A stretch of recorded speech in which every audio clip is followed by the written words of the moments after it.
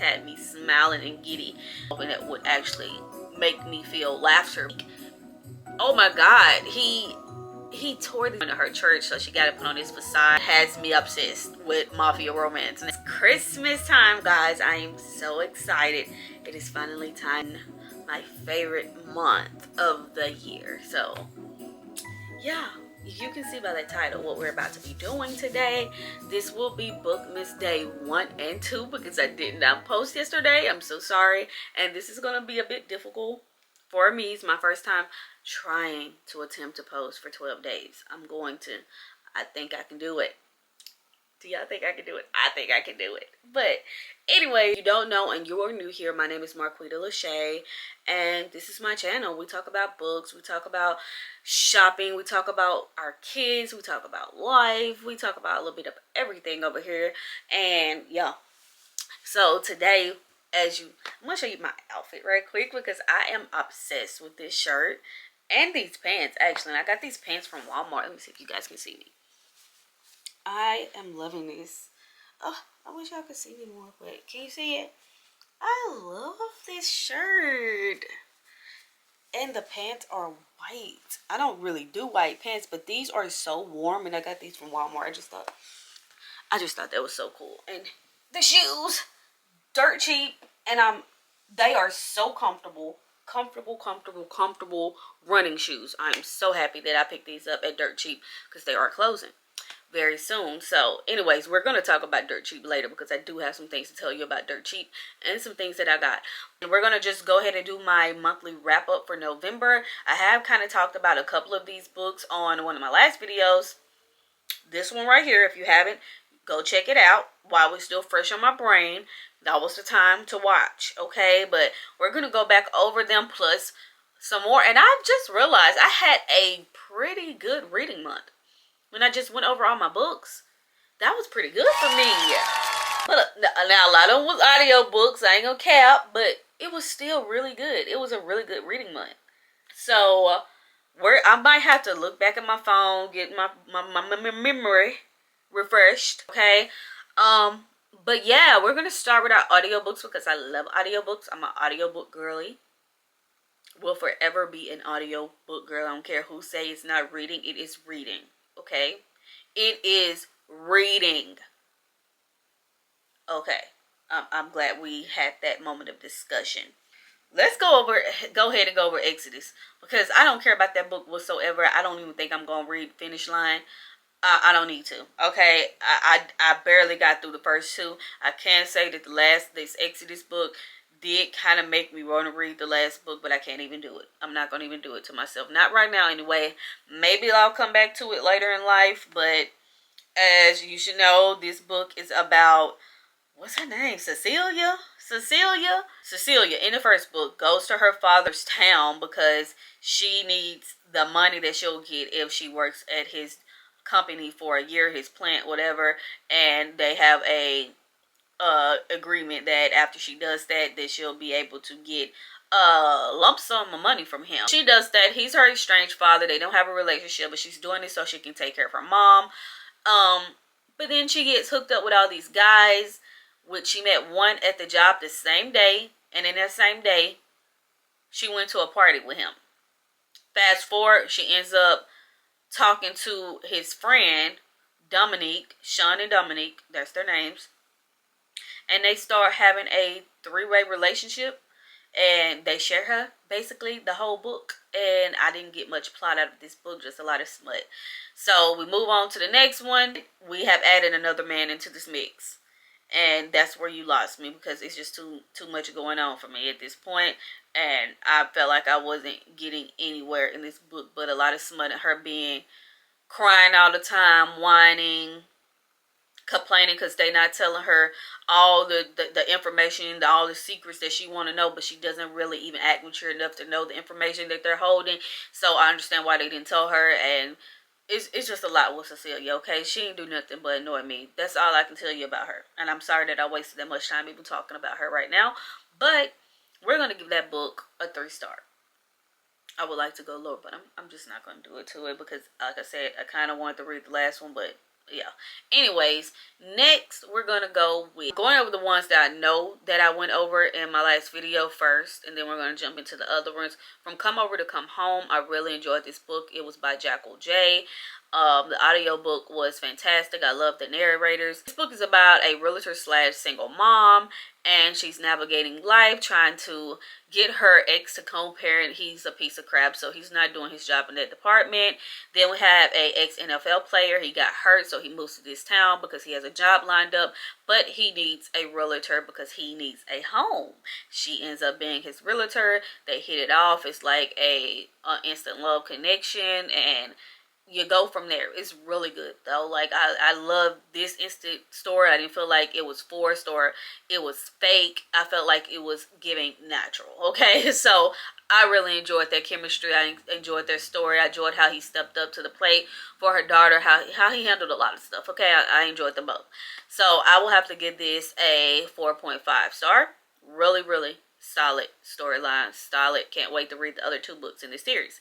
Next, we're going to go to Stranded. This is an Audible original, and I don't really fool Audible originals because they just don't seem original most of the time. Now, I am going to tell you about one in particular that actually stood out to me, and it was actually fantastic, and it is very hard to find an Audible original with actresses doing it or actors. But I was trying to give this a chance because it has Tracy Ellis Ross and Taraji, and it's called Stranded. And they're the main characters in here. It also has a lot of other people. We got Felicia Rashad. We got Tay Diggs. Oh my gosh, some of Whoopi Goldberg. It's a lot of actors in here. But the story, the plot just wasn't hitting. This is about Janet and Serena, and they're old best friends. They just are kind of estranged best friends because they haven't seen each other in a very long time. They haven't stayed in the loop with what is really going on with their family. They just missing the friendship that they once had because they're just busy with real life. So they're planning a trip. I think it's for one of their birthdays, and they're going out of town on a boat, and the boat ends up sinking and they get stripped to shore. It's a lot of comedic kind of feel to it. There's a lot of comedy involved, which I was hoping it would actually make me feel laughter, but I was just feeling confused because it was just not funny. And I kind of DNF'd this one when they got to shore, and it's just a whole mess. Okay, they were trying to be funny. It just wasn't funny to me. And it's like a comedic murder slash being stranded at shore. I don't know. I DNF'd it. I can't tell you. But that leads me to go to the next one, technically speaking, which was freaking awesome. And it had Coco Jones and Keith. What is his last name? Keith Powers. Okay, and love this story. Ate it right on up in like a day. Okay, it's a very short, cute Audible original, and Coco Jones killed it. Okay, this story had a sufficient plot line. Like it went straight to where it needed to go, and it ended on a good note, which I wanted to be because it's that kind of story. Let's just call her V because that's her nickname.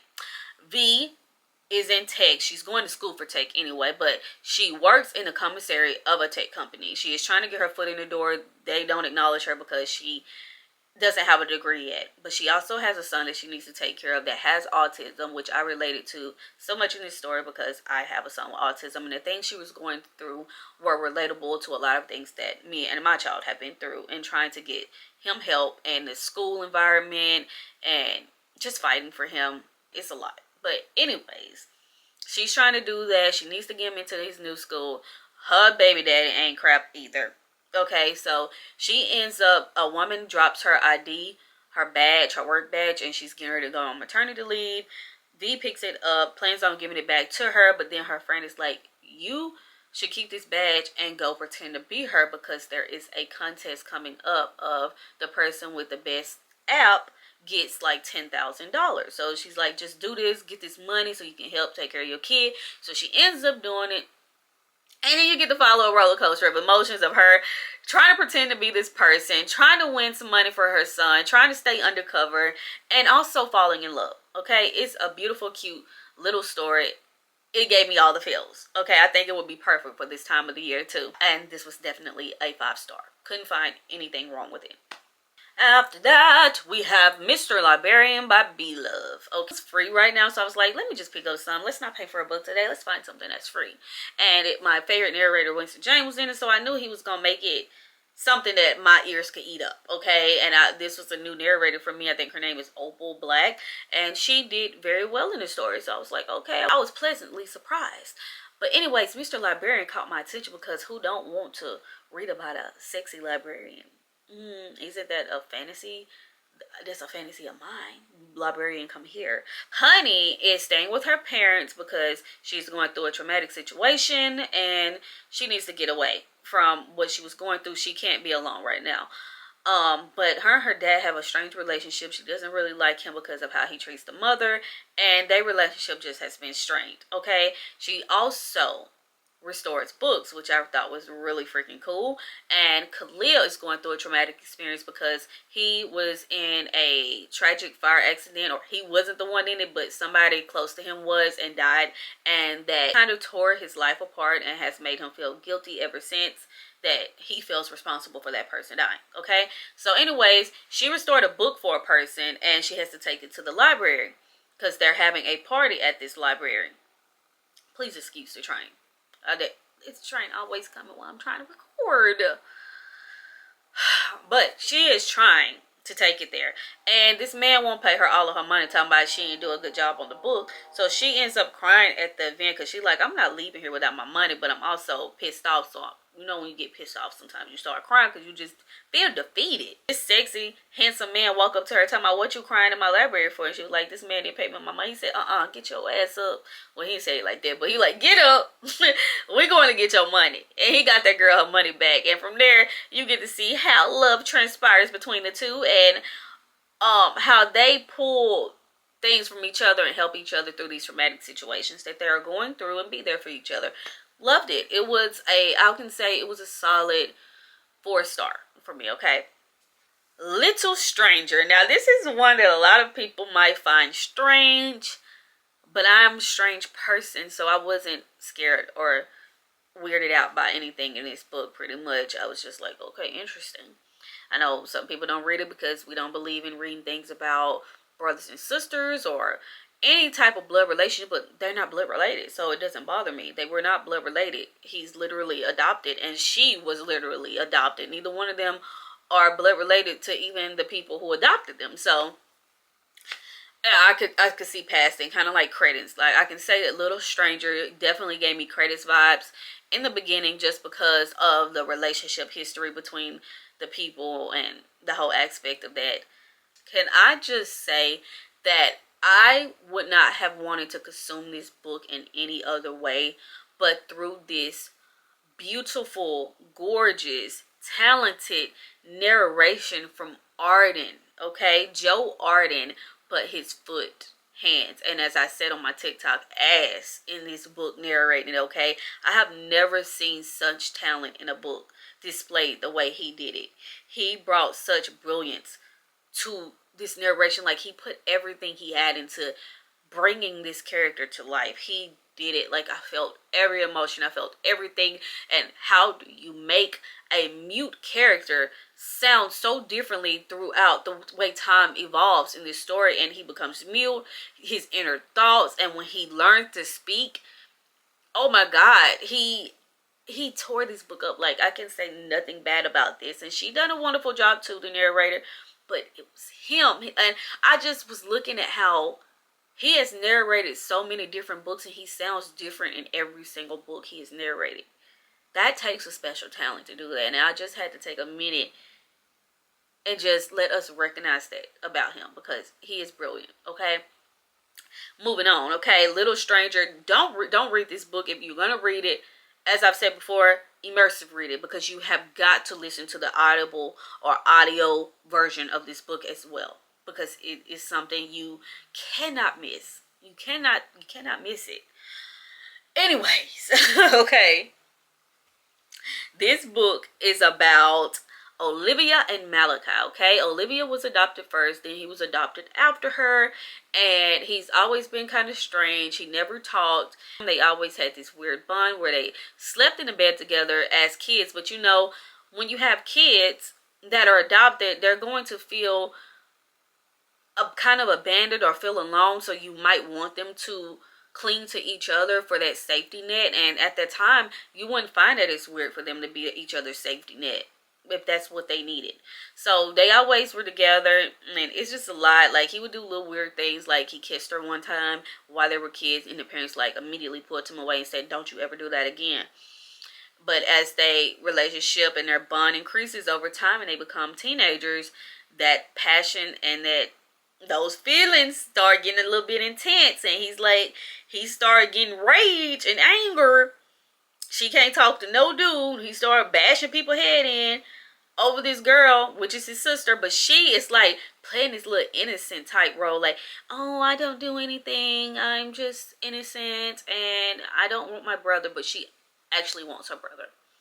But he always has to look like the bad guy. So all I'm gonna say is, I can't stand Olivia because I felt like she could have been so much better. She could have not let this man go through all the things he went through for her when she knows she felt the same way about him. And it was just a lot of back and forth on her part that could have been avoided. But I know that was part of the story. But it just made me hate Olivia's character. Okay? There was not much likable about her to me. I absolutely adored Malachi and everything he had been through. And even the ending really showed why he was the way and how he grew up because of things that happened in his life. And he took his power back. He really did. So this story was just beautiful to me. This was artwork created in this book. I know people find things strange, but if you never read it, you'll never understand.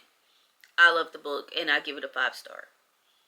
I hope that explains it, because I didn't want to say too much because it's just a lot. It is a lot of smut, but it's also a beautiful storyline involved in this story, so I don't want to say too much. But anyways, now we have Flagrant by Alexandria House, and I haven't read a book of hers in a minute, but I already know that when I pick up a book of hers, I'm going to be enthralled. I'm going to be there, and I'm going to love every bit of her books because she's that good at what she does. And Flagrant, I am so ready to read the next 2 books. Like, y'all already know Wesley Siobhan and I think Jacoby Diem narrated this one, and they eat every single time. So there was nothing to not like about this book, and I loved the plot. The plot was there. The plot was giving everything. It's about Ken and Polo, and Ken has a mother who is a preacher and very hard Christian, but in the house she's always abusing her daughters in ways that some people might not find as abuse, or you wouldn't really probably see it as abuse. I know that people fast, but she had her daughter fasting. She made her sit on her knees on rice and be over things that you wouldn't punish somebody for in these ways. Like, she is like tormenting this girl and punishing her in the most devious ways over things that are not even bad things that the girl is experiencing in life. She's not even doing anything wrong, and she has to grow up like that her whole life and just not really understand her complicated relationship with her mother. She was always meeker and didn't really stand up for herself, and it's a lot. Then she meets Polo. He ends up being her next door neighbor. Her mom is like, I need you to walk this boy to school because her parents are planning on going to her church. So she got to put on this facade. Like, we're the Christians and we're going to help you get acquainted to the neighborhood and all that. So the girl does that. She ends up kind of like him, but he's like the popular boy. He just came to school, but he's popular. He plays basketball. He's that guy that everybody wants. And then he ends up wanting her, and she's just like, me? Little old me? You want me? But she, mind you, she's a Christian girly. She's a preacher's kid, so she's never had experiences or been with anybody. So watching their relationship blossom, and what I love about this story is, I know I'm getting off track, this story is raw. This story is not something that you're going to see with a typical happy ending. It's raw. It's real. It's things that happen in real life happen in this book. The middle, the ending, it gave a real life experience to the book. And I love that feel because everything don't need a perfect happy ending. And I love that it was a happy ending, but it wasn't perfect. Okay? But anyways, Polo is going through a lot. His parents are like, they love each other, but they have such horrible domestic disputes. and kind of abusive situations that they're always going through, that he's always trying to run away from and not have to deal with, and it just gets really bad between them, and you will see all of that. But they cling on to each other while they're kids, and their relationship goes on some paths as when they grow up. And that's all I'm gonna say. Okay, he's a basketball player when they grow up, a professional basketball player. She is his kind of live-in girlfriend that he's always taking care of. And but there's some problems between their relationship. Even though they stuck together this long, they are having issues in their relationship, and you just have to read it to find out what. So it was 5-star. It was 5-star. Now we're going to talk about a book that I read on Kindle Unlimited, and I'm really loving my Kindle more and more every day. I am becoming a Kindle girly, and I'm kind of mad about it because I want to read my physical books too, but it's just so much more convenient, especially at nighttime, like you guys have said so many times, and I'm feeling it. But anyways, I have really been wanting to get into a mafia romance, and this one has me obsessed with mafia romance. Now, like, Cora Riley can do no wrong in my eyes. Like, I am loving her stories. I am eating them up. I am already on the second one in this series, but we just read Bound by Honor by Cora Riley. And let me just tell you what it's about, okay? Anyways, this girl, I don't know why I'm so excited when this is just so wrong. The book is so wrong in so many ways, but it is so good. But I guess it's just refreshing to read because it's my first mafia romance, and it was something new to get into. We have Aria and Luca, and Aria is like 15 when the book first started because her dad is marrying her off when she turns 18, and when he tells her this, she's just like, oh my god, what? No, because who wants to get married? Who wants to have an arranged marriage? But they have to do it to keep the peace between their mafia cities, states, that between their mafia states or something like that. You know, y'all know how the mafia work. I don't, but to keep the peace, you have to marry into the other people's family or whatever. So this is her duty. Now she has to do this, and she is so sick because she is more concerned, you know, with wedding night, what has to happen. Now this is my first time learning about the sheets and what they look for as approval after your wedding night, and getting proof of that it happened. And it was just like, oh my gosh. But anyways, it follows, like, you go into the story, she finally turns 18, and then we get to the build up of what we have been kind of not and waiting for, but waiting for the wedding night. And the way it turns out is just so cute to me.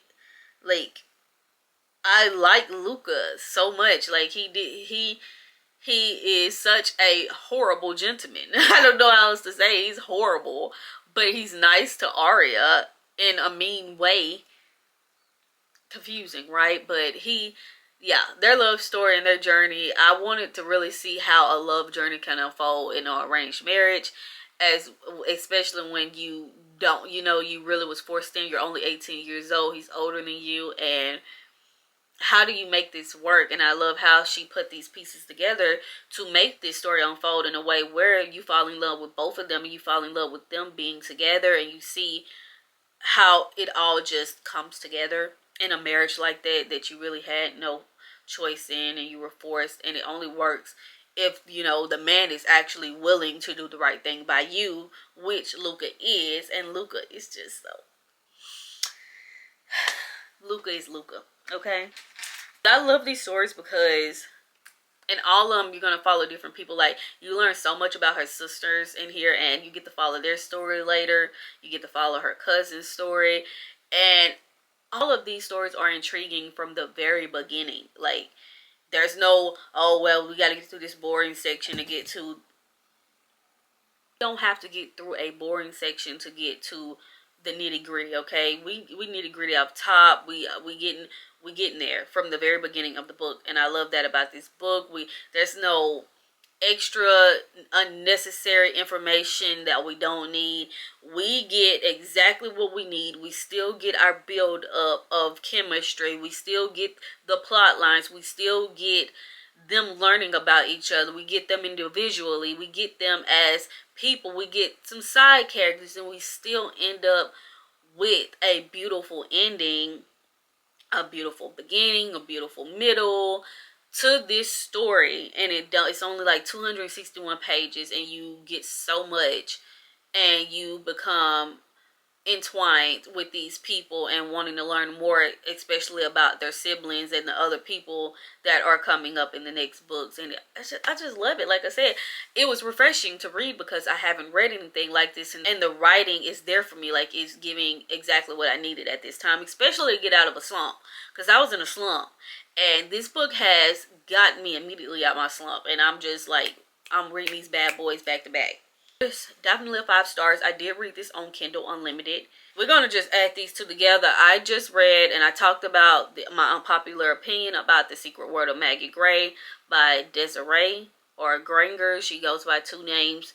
And I also read the second one in this one now, so I could kind of sum up how I feel about it after reading the second book as well. And it's called The First Family, and they're both in the Drew Collins University series of her books.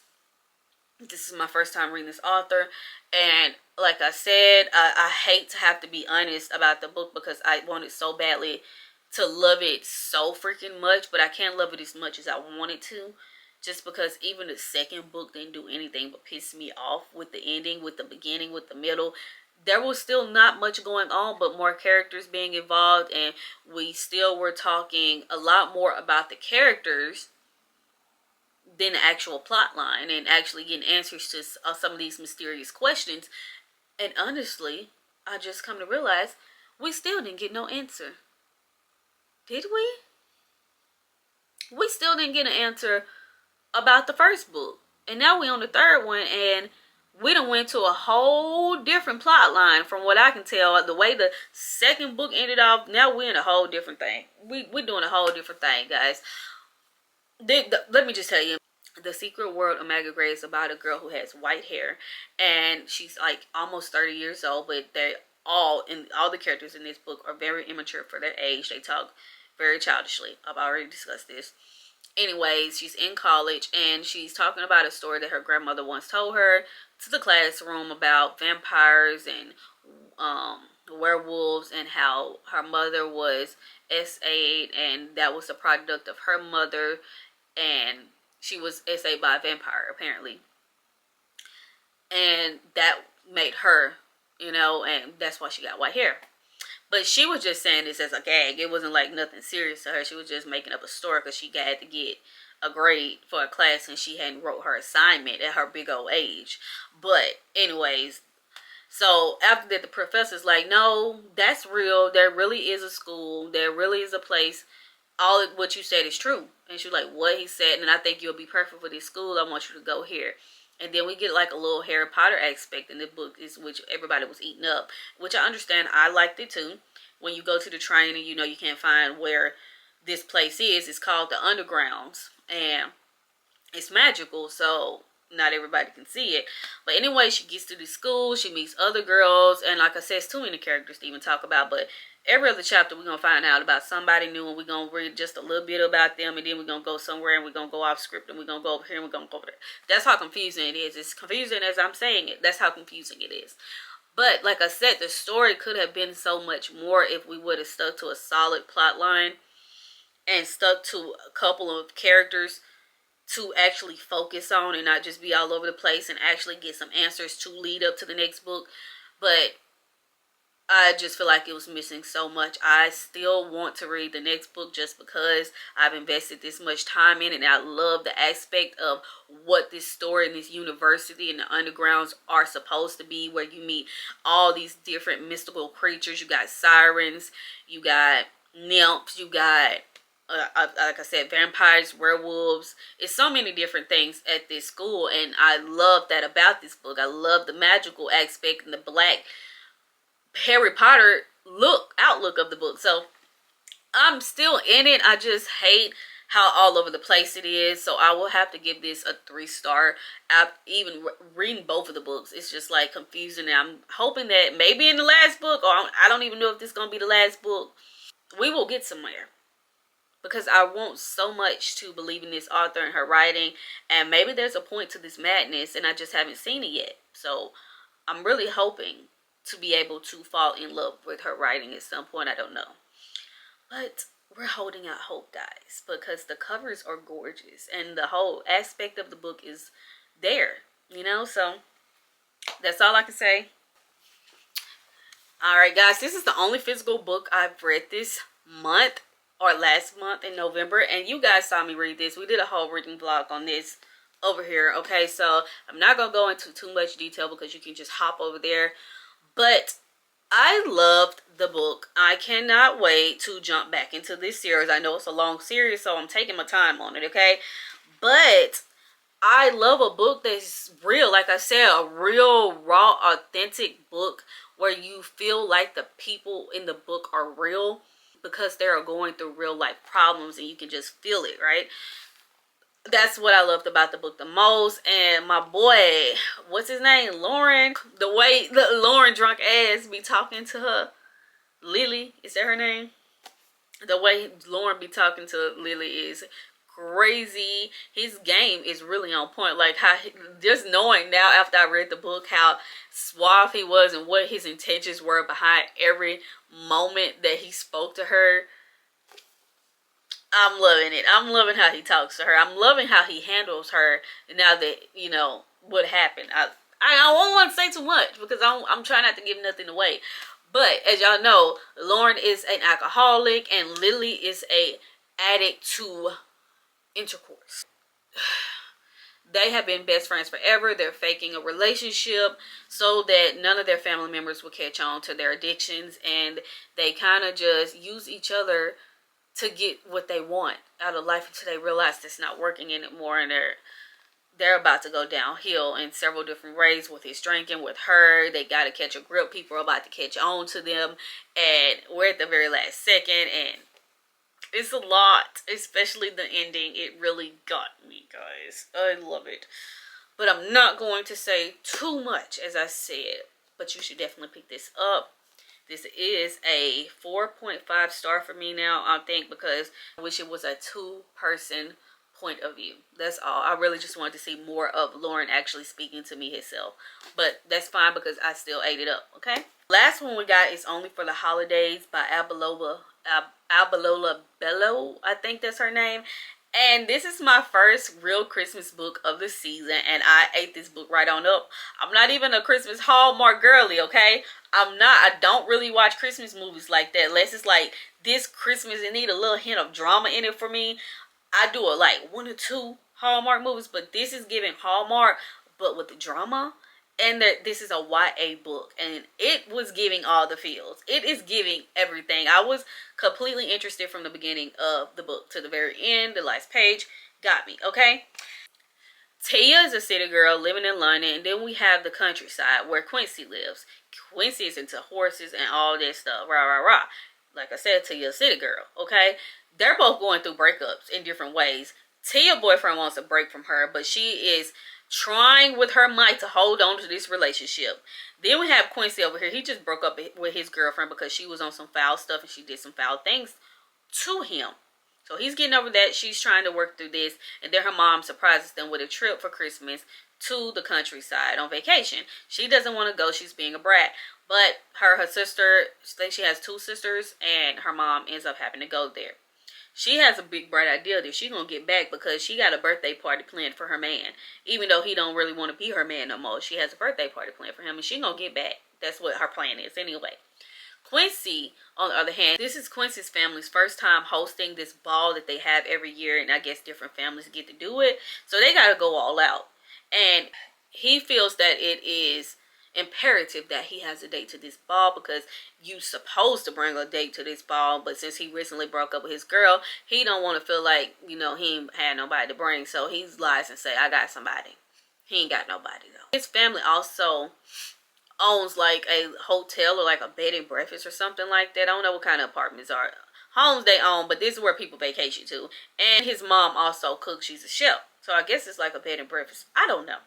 They have ended up being booked up by accident. The brother had overbooked, so then they have to let this family, Tia's family, stay in their house with them because they trying to fix what they messed up. The mom is anyway, so she gives them all their own room. Her and Quincy don't like each other, okay? That's all I'm gonna say. In the beginning they don't, but they end up fake relationship dating because he needs a date to a ball, and she says, if I help you get to this ball, then I need you to help me get back to London to surprise my boyfriend. And they come up with this deal, and then you get to see how them, you know, fake dating turns into real dating and real feelings and real love. Yes, and they killed it. They so cute in little moments, like she's gonna get horse poop all over her shoes, and then at one point he was even carrying her, and it was just so cute because she didn't even like him then. But in so many little cute moments in this book, they just had me smiling and giddy. And yeah, I don't do that often with a book, especially like a Christmas Hallmark book. And I feel like they really brought the vibes of starting off Christmas for me. So I think this is the perfect cute Christmas book to pick up if you're ready to start off your Christmas spirit. And I give it a 4-star. I just wish the ending would have been a little bit better. I was expecting like a little bit more detail of how they were going to end. I guess it was just giving happily ever after. You don't need to know no more. Okay, I don't know, but I was here for it. But I think that is all the books that I read in November. Like I said, I had a very good reading month. I really enjoyed all these books. I cannot wait because this next month coming up, y'all will see. I will talk to y'all about that another day. But whew, I know this was a long video. I hope you enjoyed it. See you in the next one. I love you guys. Mwah. Remember how I used to do it, that I was a member of Confidence Club, cause that don't last forever.